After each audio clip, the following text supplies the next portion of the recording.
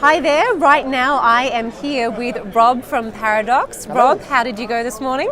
I think it went okay. Yep. No fruit was thrown, so that's usually a good indication. That is a good indication, I think. So just a couple of questions for you. Can you tell me, how is AI helping companies to solve historical and or recent challenges?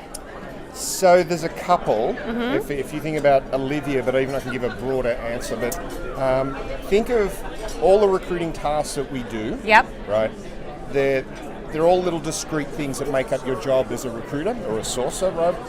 And within those tasks, there are things that are what you consider high volume, low complexity, or lower value work. So for instance, answering candidates' questions repeatedly about what the benefits package is or what it's like to work there, that type of technology exists today with Olivia, that she can answer those questions 24/7. Okay. 365, she can get sick or she can schedule interviews. Right. So do you see AI taking more of an impact in these other, like more of the day-to-day tasks, the smaller tasks in between, or from the beginning of the process to the end?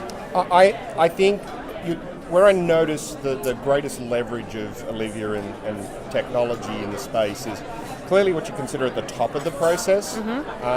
But as the technology gets better, we find scenarios with different clients that want to leverage Olivia even further down into the recruiting funnel. But Olivia or any of the technology out there is not designed to replace a recruiter. They're not going to make hiring decisions. They're not going to craft offer letters and all that and more complex roles. So I'd say at this stage it's probably the higher volume at the top of the recruiting process. Right. No, I'm so glad you touched on that too, because I know that you talk about a lot of myths as well with AI, so a lot of questions around that. But are there any other myths that we should really be aware of and try and bust them, or anything that comes to mind? I think the biggest myth is perpetuated by the media.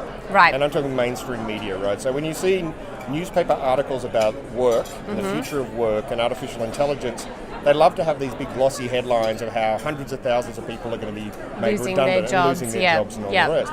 In reality, that's been going on for the last 100 years.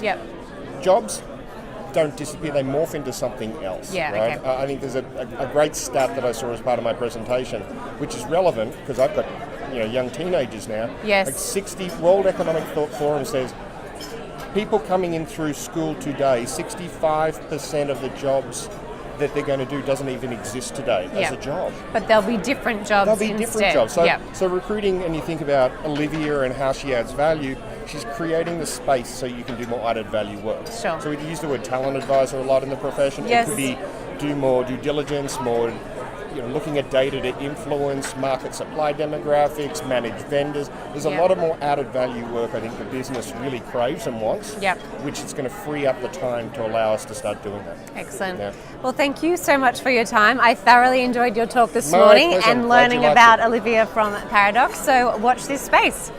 Thanks, guys. Bye.